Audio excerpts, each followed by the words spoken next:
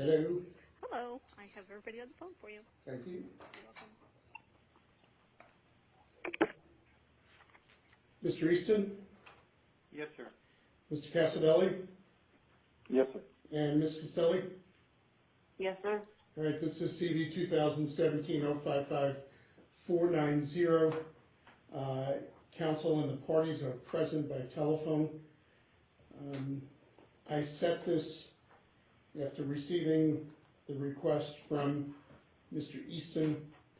The reason why I set this so quickly is because Monday is my last day on this assignment, and Judge Flores is going to be taking this over, and I didn't want to leave any unfinished business that she had to then figure out what to do with. So if I understand the issue, there were subpoenas issued allegedly by the defendants that you, Mr. Eastin, are claiming not only did you not get a copy of the subpoenas, you also did not get a copy of whatever was received? Well, I don't know if the banks have shipped anything out yet, Your Honor. We haven't got any kind of confirmation. All we know is that the subpoenas were, one or more subpoenas were issued back on May 14th that we were not provided by the defendant, and we only obtained a copy from the bank after we had to go through some kind of rigmarole to get it, but we finally got it and found that those subpoenas exceed what you had authorized. All right, Mr. Casavelli, do you have anything you want to say on the subject? Yes. The subpoena was issued on the 14th and 15th, and copies were sent to Mr. Eastin, standard mail as usual, and copy was placed in an envelope and placed upon the plaintiff's door in a sealed envelope. They were not home, no contact was made, and the subpoena was held until the 20th, and then it served. They had plenty of time. They received it. I know they did, just like everything else. The reason we even copied the plaintiff is simply because we knew that this here would take place. Okay. And as you suspected, it happened? Yes, sir. All right. Why is it, Mr. Eastin, that what's the breakdown here that almost every time we deal with something like this, one side claims, yes, I did, and the other side says, no, you didn't. Are you saying you never got anything and that your clients, although I don't agree with placing it at their door, they're represented by counsel, but as I understand Mr. Casavelli just said, he did that as a safety net. You tell me that you had, how did you find out that there were even subpoenas? I found out on or about, well, let me think of this, Your Honor. I think I found out about it a week after May 27th, so into June, when my client contacted me because they received a notice from the bank dated May 21st of 2019 saying that if they did not object to the subpoena or provide a protective order by the 27th, that they were going to proceed to provide those documents to the defendants per the subpoena. I got that after the 27th.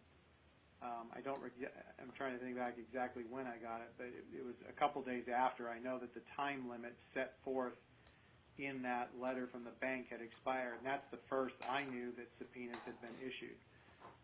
We have a process, Your Honor, here where everything that comes in through the mail is docketed and routed to a docketing clerk and a file clerk. We have no record of anything coming from the Casavellis regarding these subpoenas. And I then requested from the Casavellis a copy of the subpoena. I sent them emails saying, hey, I didn't get this. I got this letter from the bank. I didn't get a copy of the subpoena. Please provide it to me. They wouldn't provide it, Your Honor. I had to go through the bank to get a copy of the subpoena that I do have, finally got, and attached to my motion for protective order. So even if there had been a failure, I did try to even if there had been a failure in us getting something, I did try to reach out to the defendants to get a copy, and they wouldn't provide it. A copy of my emails showing that is attached to the motion for protective order. Mr. Casavelli, I issued an order on April 8th. It said that the discovery will be limited to any check written by either plaintiff from any of their accounts to either Brad Adams or Christine Swisher, and then it gave a period of time. Is that what you sought from the bank? Yes, I asked if there was any payments to them. Brad Adams and Christine, and respectively their spouses. Did you ask for anything more than that? No. I did ask for a subpoena record. I'm sorry? But that's not a bank record, Your Honor. What did you, I didn't hear you, we cut out, what did you say? A history of subpoenas issued In this case. in this litigation. So you subpoenaed them, asking them for copies of subpoenas that had been issued to them? Or not issued. Or issued or not. Request. Yes, request. I mean, anything that was concerning that any prior inquiries. Okay, and am I correct that you still have not gotten the discovery from the bank? Not gotten it. Bank of America. Again, you're cutting out, what did you say? I received it from Bank of America. What did you receive from Bank of America? Subpoena history and some documents that went through. I don't know if it's not, I don't think they're full bank accounts, but it's documents. Mr. Eastin, have you seen the subpoena? Well, I got it from the bank, Your Honor. No, I mean as of today, have you seen it? Mr. The Eastin? Bank of America subpoena? Have you seen, whatever these subpoenas are, as of today, have you seen any of them? Yes, that was what I attached to the motion. Again, I filed a motion for protective order, Your Honor, after we received letters from the bank saying No, that the subpoena I been heard- issued. We I got heard a you. subpoena from the bank, and I attached that. So, Do you believe that the subpoenas asked for more than what my order said? oh, absolutely, Your Honor. Okay, Absolutely. The subpoena says, in a couple places, quoting, quote, any and all, that they were seeking, quote, any and all records, including but not limited to account statements, checks, front and back, deposit slips, withdrawal slips, correspondence, letters, emails, memoranda, screenshots, and any other documentation of any kind, no matter what form it may take or whether or not stored electronically, unquote, Yep. and then again, Right. You didn't finish additionally, that, Mr. Easton. You What's didn't that? finish. You didn't finish. Concerning payments to Brad Adams or Christine Swisher. Or their spouses. no, You're that's not, omitting things. that's not what it says. I'm looking at it now. There's a period there, and then it says, additionally, all I checks. was referencing all their accounts. What's that?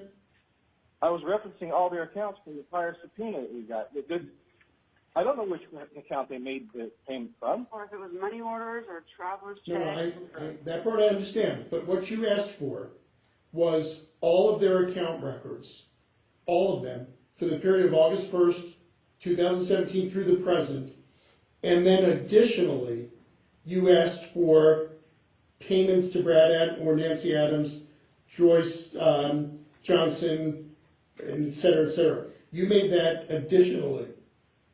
That's the only thing I authorized was that. Are you saying that what you worded here was only seeking that? Yes, that's what I meant. What's the then tell me the first sentence before the word additionally what that means. It's your subpoena.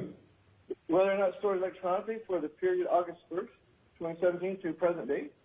You asked for any and all records related to account for Gary Johansson, and then what the business name was, Donna Johansson, with the account numbers and related accounts of the Johanssons, including all account statements, etc., from August 1st, 2017 through the present.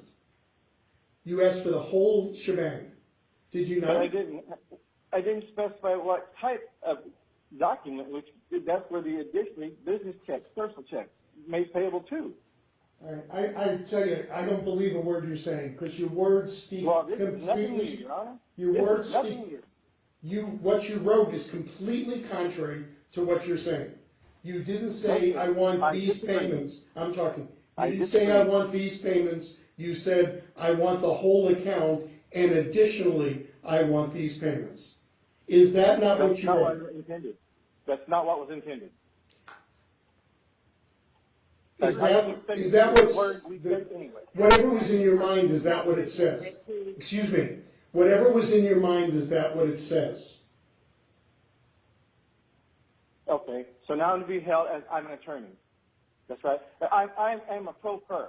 I am defending against a corrupt attorney and a court that will not listen to anything we say because what you just said, you don't believe a word we say. Yeah, because your words on That's paper. Your Honor, throughout this entire thing since you rotated onto this case.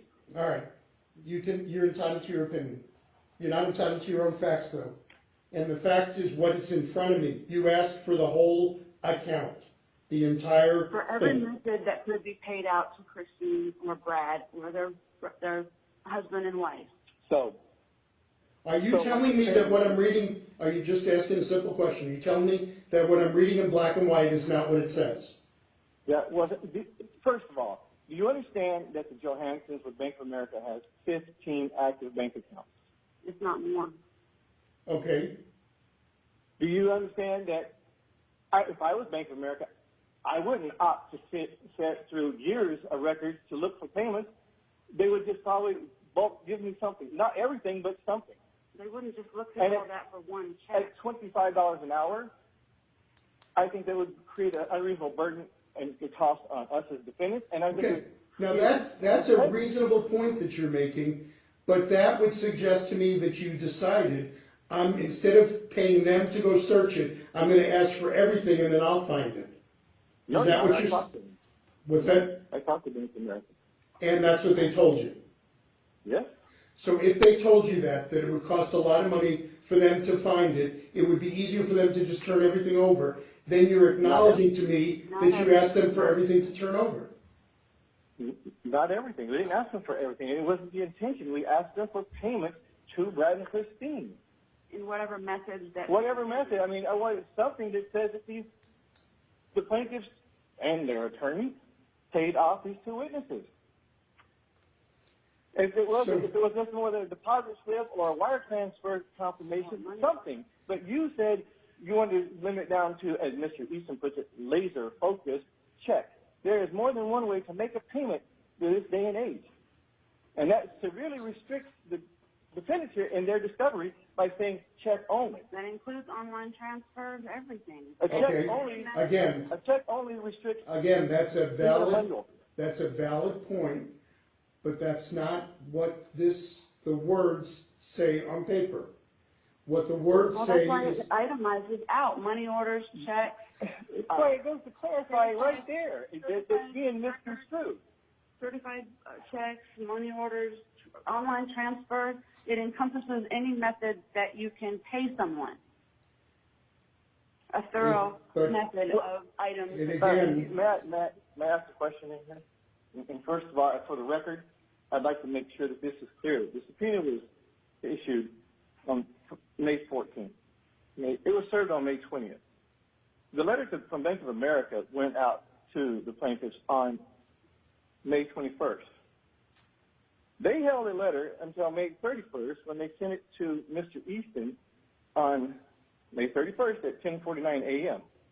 Mr. Easton didn't say a thing about this until June 5th at 12:11 p.m. He had it for 5 days and didn't say a word. Why are we being held accountable for their shortcomings, for their inability to act in a timely manner? It's like the Johansons are weak to get him the letter from Bank of America. They were properly noticed. Unlike what he's done with us, and the court won't hear it. And by the way, he wants these subpoenas out rock solid because of the evidence that just the subpoena and the supporting documents of issuing the subpoena contains, such as a valid affidavit, which is the one he made up and submitted in discovery of a 9-year-old document with the name Gartdon on it, who is not a plaintiff in this litigation. And Gartdon was not Wait, formed in Mr. 2010. Mr. Easton, what about the points that they have made about the letter was sent May 21st, you filed your motion here for protective order on June 6th? June 12th, excuse me. June 12th is when the motion was filed. Well, Your Honor, the first thing I did with the court was I emailed your court on June 6th asking for this telephonic conference. And then I received back from your court an auto reply saying you were going to be gone for several days. In the meantime, we continued to try to work with the bank to get access to their legal department to see if we could get a copy of the subpoena. And it took several days for us to get that done. They wouldn't speak to me directly. I had to arrange for my clients to get into their bank branch, work with a bank manager. We had to get on the phone together. They had to give authorization for me to get on the account. Finally, after all that was done, I was able to get a subpoena. As soon as I was able to get the copy of the subpoena, I saw that it far exceeded what they were authorized to get, and I filed the motion for protective order about as soon as I could get it together. It did take some time to work through all that, and we were trying not to jump the gun and assume that it went too far. That's why my first request was to Casavellis, give me a copy of it so I can see what's going on. And they just refused. And why don't you explain to the court, Mr. Eastin, why you will not conform and to abide by the court's orders to us, such as the missing documents from the bank accounts we requested, the additional from the tax records that you said is not available, the putting off of depositions? I've been down this path before. Let me just make a comment to Mr. Casavelli and Ms. Castelli. You claim that you have never had a fair shake your whole time in front of me. I just reference you to page 2 of my April 8, 2019 minute entry, where I denied their motion for summary judgment on a very important issue, and I ruled in your favor. So if you have this perception that somehow everything they ask for they get and you've been ignored, then I would just suggest to you, go back through all my prior orders and see how many times I have either ruled in favor of you or have worked out a solution to an identified problem rather than just doing whatever Mr. Eastin asked for. I just throw that out to you. Beyond that, I'm going to go ahead and issue my ruling here. Well, Your Honor, yeah. And why can't we get Ms. Johansson's deposition, and each time we showed it, Mr. Eastin will not comply? I don't know that. There's nothing in front of me that says that. I have put it in front of you 5 times, and you have not addressed it, even on April 8th, on November 9th, and any other times I put a motion, you just dismissed it. It was covered in the Rule 16 request we did. There's an issue here. We are being denied to take Ms. Johansson's deposition. Okay, Mr. Eastin, has Ms. Johansson's deposition been taken? No. No, excuse me, Mr. Eastin. No, it is not, Your Honor. Have they asked to take her deposition? Yes, they've asked on multiple occasions, and this court heard that back in January. There was a Rule 16 conference where you provided 3 specific dates. I think it was the 22nd, 23rd, and 24th, and said only these dates that they could take her deposition, and they didn't. After that, they contacted me and asked for some dates, and we still provided alternative dates into February. And again, you did not. Mr. Casavelli, is it correct that I did address this in January? You did. But so how can you claim? It was a day after a holiday. How can you claim? How can you claim that I ignored you every time if I'm being told right now I actually issued an order authorizing it? How can I do both? How can I ignore you and yet rule? Yes, Your Honor. Yes, you did issue that order. Well, explain. Well, let me you accused me of something, and I would just like to figure out what it is you're accusing me of. I explained. Yes, I know your order. I know what you said. If you say, if you say, as you have, that I've always ruled against you and I've ignored everything you've done, everything you asked for. Your Honor, may I explain this? I know what you're saying. Did you not say that? Because of that order, Mr. Eastin misconstrued it and refused to let Ms. Johansson. The issue with that is those 2 days was directly after Martin Luther King holiday. They were booked. We didn't have room. And yes, we did try to get another court reporter. The world don't open up for pro se, pro per litigants like they do attorneys, judges, and everybody else in the world. The issue of it is they wasn't available. We notified Mr. Eastin according to the court order by the time, and his immediate response was the next following day was Thursday or Friday on the 24th, and he immediately pulled that date from the table, and he would not provide a date after that because he said your order said this is it or not at all. His date on the 24th was fine on Friday. On Monday, when we called to let him know or sent an email to let him know that the court reporter wasn't available, he suddenly said over the weekend the 24th is no longer available. And we submitted that email in a motion, several of them. And I know he doesn't work on weekends, so how is it unavailable over a weekend? He has deliberately interfered and not upheld any orders you have given him. We've tried to do everything you said by the book. All right, That's I'm today. looking, This is going to cost me my contract, if not at least $20,000 today. Because why? We didn't want somebody proceeding without us and being told no mistruth. Of course, but we are the defendants. We're the liars. And can Mr. Easton explain to you why it is that they paid the $127,000 back? And have not mentioned it to the court in any way, shape, or form? The $127,000 we're being sued for? That was the money that was purchased for the LLC. How come he hasn't disclosed that? I'm just looking at the prior orders so I can be in a better position to be able to answer these questions you're posing, so just give me a second. That's why we asked for the rules. We've asked for these subpoenas in January. Okay, January 14th, we started asking for these subpoenas, but instead of just subpoenaing because we knew that he would go into protective order and things like that. And it's taken from January. It's taken from January 14th. So let me if I may, can I ask you a few questions and see if you can answer my questions? Sure. You claim that I gave you 3 possible dates to do the deposition, but you had to give 10 days notice to the court reporter, and that you couldn't find one because I didn't give you enough notice. No, not exactly. What you gave us was on the 15th. No, and you set it up for us for the 21st. I did it on January 11th, sir, not the 15th. It was January.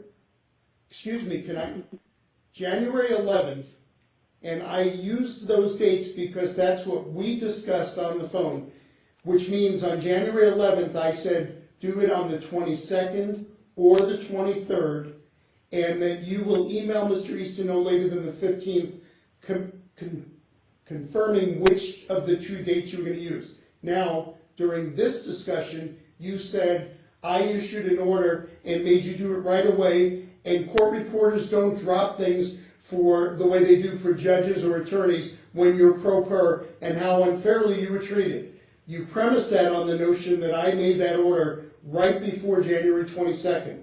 I have a document that says I made that order 11 days earlier. You've claimed that you've January 11th. Did I miss something here?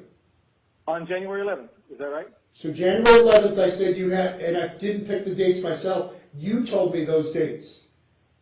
I said we'd have to check with them on the 11th, which was a Friday. But which today, was in the afternoon, 3 o'clock. Mr. And we East- finally got get this because of other delays.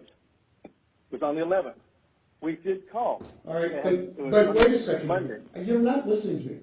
What I said was, in this phone conversation, you said that I didn't give you enough notice, and now I have a document that shows not only did I, but they were dates you picked. So how can both things exist? 1, that I've ignored you, and 2, that I entered an order but didn't give you enough time, when 3, it shows that I gave you 11 days. How can all those things exist at the same time? Which thing did I do wrong? Because I didn't say. I'm saying you're not understanding, Your Honor. And let me answer your question, please. This hearing, if I recall correctly, was on the 11th. It was supposed to be at 1 o'clock or 11 o'clock, and it got pushed all the way to 3 o'clock. Because of delays and other. Okay, and it went over to almost 4 o'clock. And it was a Friday.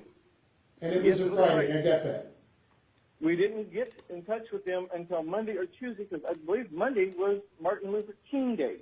Okay. And then when we did, it was on the 14th, and when we got back to Mr. Easton on the 15th, okay, they said that doing this on the 21st would be better than the 22nd or 23rd because they were booked. We got that as soon as possible. the information to him by the time stated. We told Mr. Eastin that the court reporter said it would be best to do it on the 21st. And he said that's not going to work, and the 24th is off the table. He's good. And we tried since then, and been nothing. We Okay, did try other court reporters, but they all wanted All right. 10 days out. so this was in January. Tell me when the next time you raised it with me that I ignored it. I believe it was in the next Rule 16 request, or I know it was we requested a Rule 16 hearing in January, February. I don't have the court schedule in front of me. Other things kept being But moving. when it was set for April 8th, along with the partial summary judgment of the plaintiff to be As well as addressed, the 16 conference. which was past discovery deadline. Okay, fair enough. And Fair it enough. was mentioned to Mr. Easton after. Fair enough. It was after the deadline. Did you raise it with me when we had that proceeding on April 8th? We didn't get a chance to about the deposition because he was talking about the subpoenas, you issued your ruling, and that was it. We was going to, but it was no more. We were supposed to have a Rule 16 the same time, but you had other appointments, I guess, that you needed to do, so the Rule 16 was never addressed. That's why we asked for this last Rule 16 so that we could bring you up to speed with what we've got and what we found. So for some reason it was denied.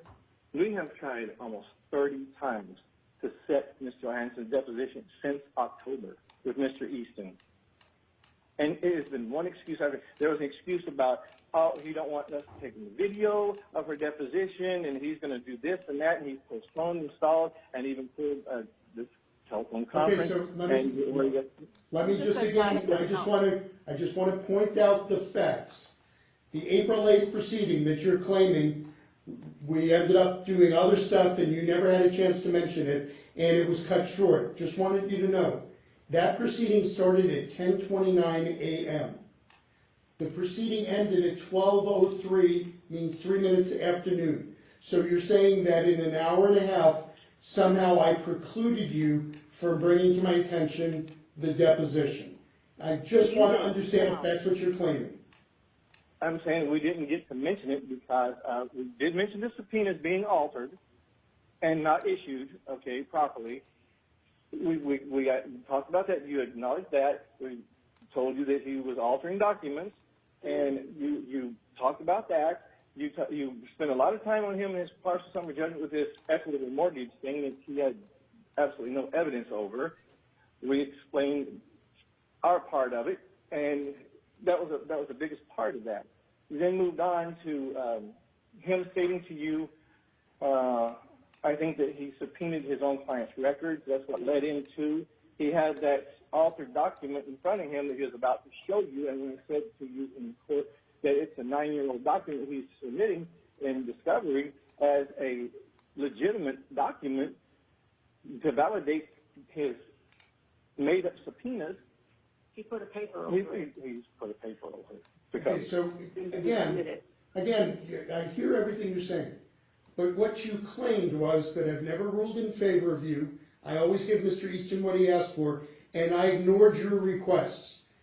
I just want to see if you are still maintaining any of that to be true, because I've just pointed out to you, can I finish a sentence? I just pointed out to you that I addressed your deposition that you requested. I did so not giving you 1 or 2 days notice, but 11 days in advance. You didn't bring it to my attention even though we had an hour and a half proceeding, but you claim that I precluded you. I'm just trying to figure out how it is I can rule in your favor on a summary judgment motion and order depositions to be taken, and then you don't bring something to my attention, but it's all because I didn't give you a chance. How is that possible?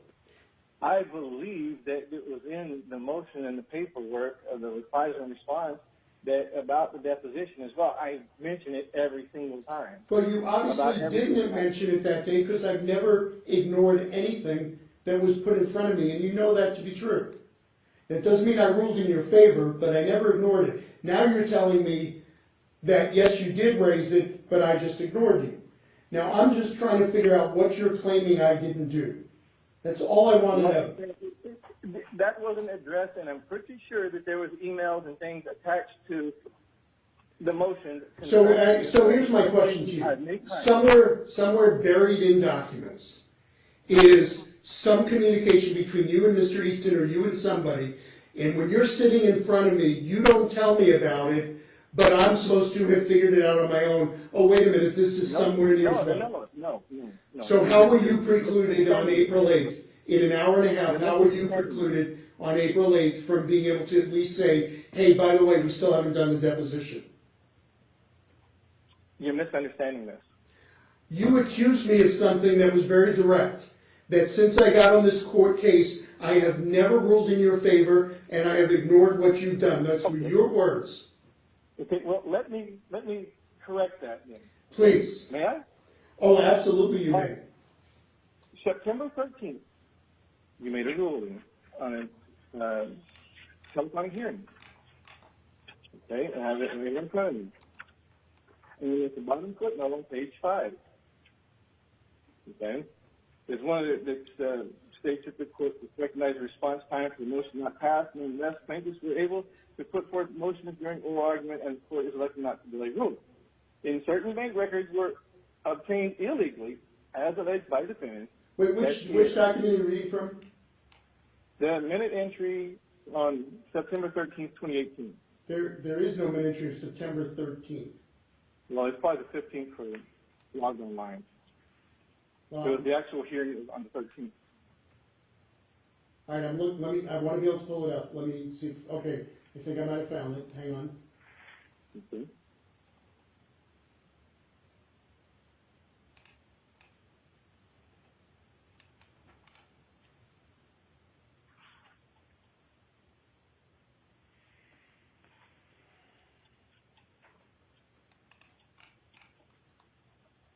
Okay, so I addressed. So again, being accused of never ruling in your favor, and that order, September 13th, I denied Mr. Easton's request for sanctions against you. I guess that wasn't in your favor. Well, how was there a court order ordering us to take the deposition at the time? And we had a protective order in place, so I don't understand by the law that we could have been sanctioned when we've done everything according to the law. Well, where did I sanction? What is the sanction you're saying? Did I order sanctions against you? What? No. What is stated here in this thing, it says, further, this ruling does not equate to a finding that the bank record shall be admissible at trial. If plaintiff's counsel intends to use the evidence at trial, he is expected to comply with all foundational requirements, which going from this minute here is to the point where he hasn't been sanctioned. He hasn't even been admonished that what he's doing that he's brought to the attention. And he is now manufacturing documents. I have come to the conclusion that you're not going to answer my question, and I'm okay with that. Because yes, Your Honor, I'm answering your question. Again, each time I point something out that shows that what you're saying is different than what the record shows, you then point me to another part of the record, and I go to that, and that part of the record says the same things. Once again, that you claim that since I got involved in this case, I've never ruled in your favor. I've always given Mr. Eastin what he wants, and I've ignored you. I have shown over and over that what you're saying is exactly the opposite of what the record shows, and then you wonder why I would say I don't believe you. But you're allowed to have your opinion. But I just want you to know you've made statements here today, repeatedly, that the record completely and directly refute. I disagree, because if you look at the... Then you're entitled, as I said, you're entitled to your opinion. 18. Okay? If you look at that, what you stated in there that we were clearly obstructing discovery. Where did I say that? Where did I say that? On the order in 9:13 of 18, the minute entry. Right. Where did I say that? Page 3. It is indisputable that Mrs. Castelli participated in mere minutes of her deposition before departing, and that Mr. Castelli failed to appear at the scheduled time for his deposition. Each made unilateral decisions as to what discovery was permissible, and both were mistaken. However, consistent with the comments above, the court is elected to give each of the defendants an opportunity to remediate. Right, so tell That's me, fine. that sure sounds to me like somebody bending over backwards to give you a break.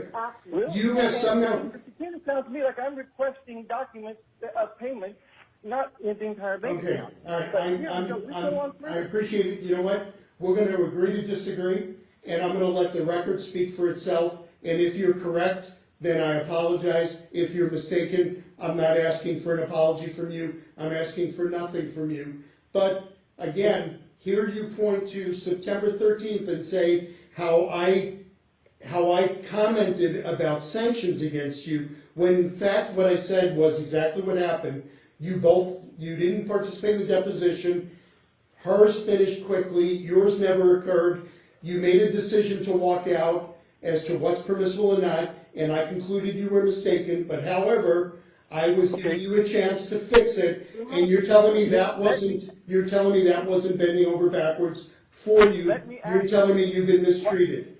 And I'm gonna accept as I leave this case, you can talk over me all you want, it's not gonna work. I'm gonna leave this case knowing that you have this opinion, which you are entitled to, and in that case, it's probably best that Judge Flores is gonna be your new judge. You get a fresh start with someone else.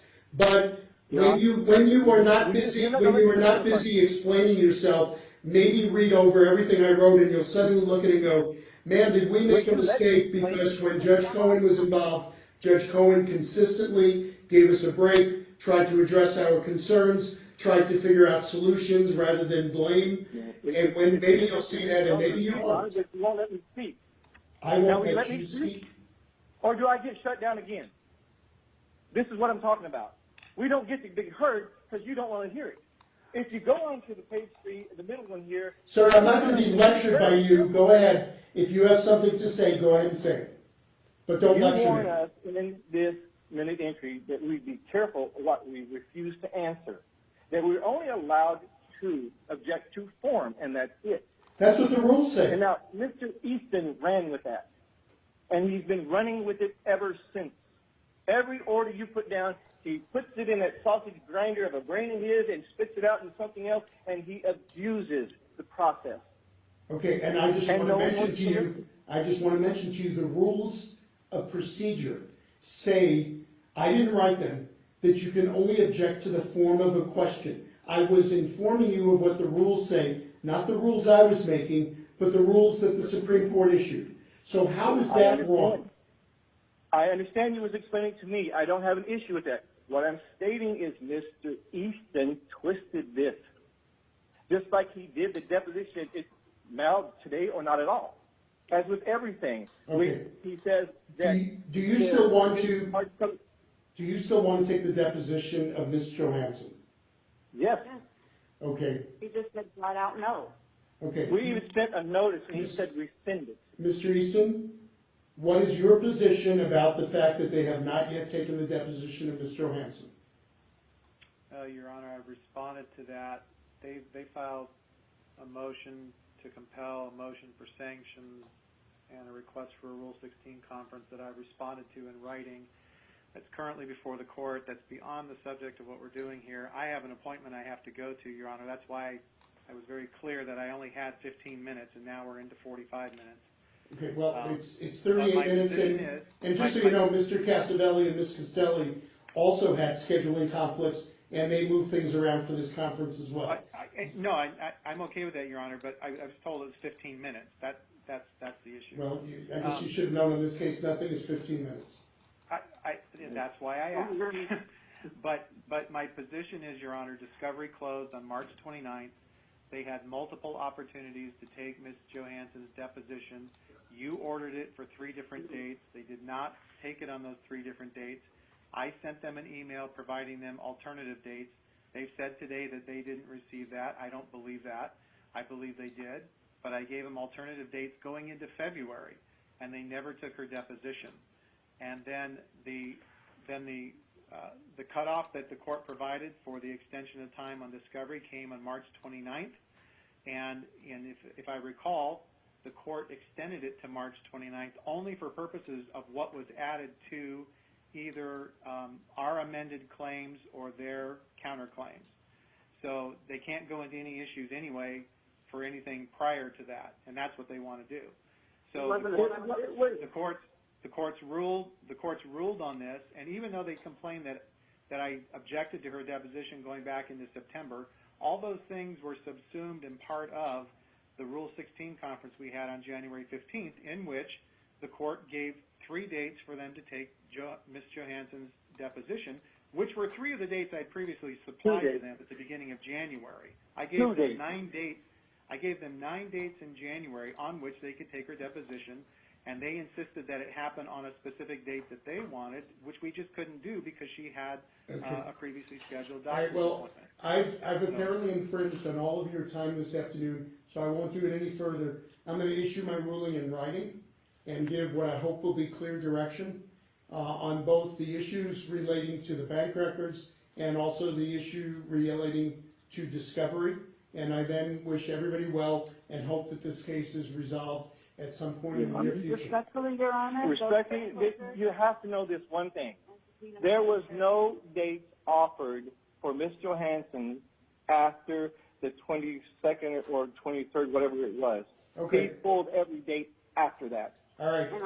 He said in his interpretation of your minute entry that it was to be taken on that date, and if we couldn't, we just don't get it. All right. We don't get to take the deposition. All right. Well, thank you, everybody, for your comments and your thoughts, and I will get working on this. And Your Honor, can I explain this to what you've misunderstood about this ruling?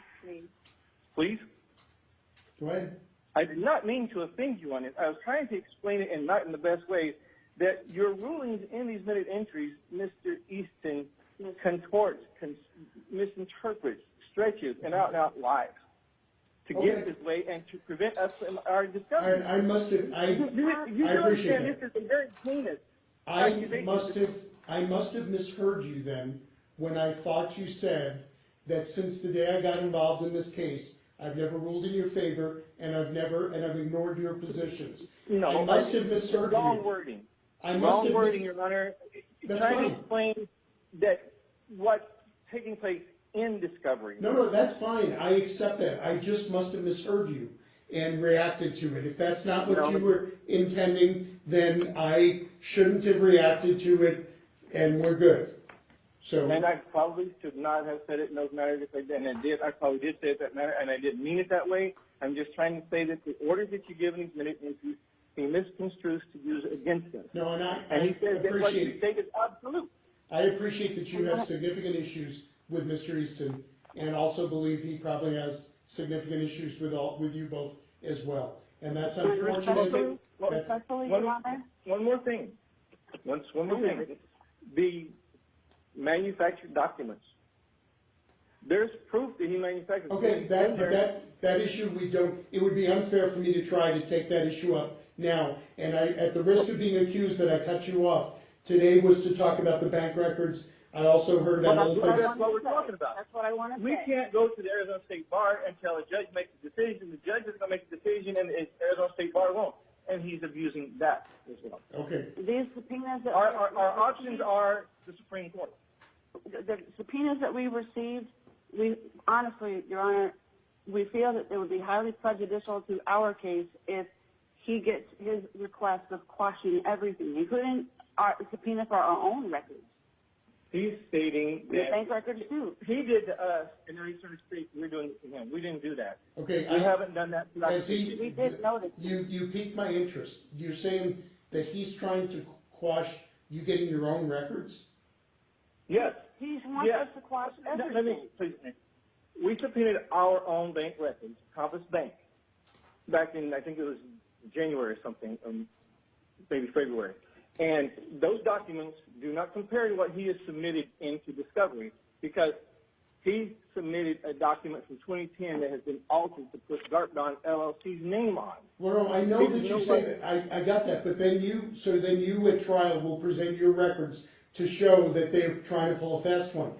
Who is stopping you from getting your own records? Nobody. He's wanting you to quash every subpoena.